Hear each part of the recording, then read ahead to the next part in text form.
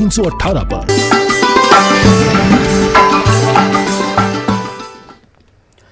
जिला पुंछ में सरहद पर पाकिस्तान ने फिर रिहायशी इलाकों को निशाना बनाया। कई गोले लोगों के मकानों के आसपास आकर गिरे।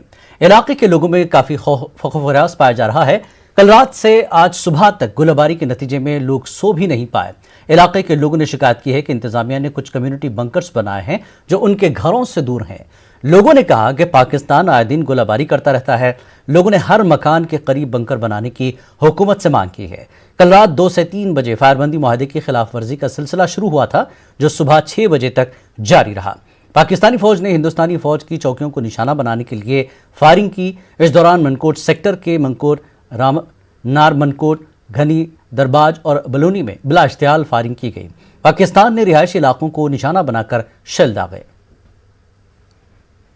ये कि जो रोज़ाना शेलिंग हो रही है, हम बॉर्डर में रह रहे हैं, रात को 12-1 बजे कभी हमें मालूम नहीं होता किस टाइम शेलिंग हो रही है, और अचानक शेलिंग होने से ये होता है कि हमारे बच्चे आराम से सो नहीं सकते। उसके बाद हम बड़े परेशान हैं। घर का एक कमेटी हाल होना चाहिए और उसमें ताकि बम चलने पर, फायरिंग पर हमारा बाल बच्चा जो है वो कमेटी हाल में घुस जाए तो ताकि अपनी जान बचे।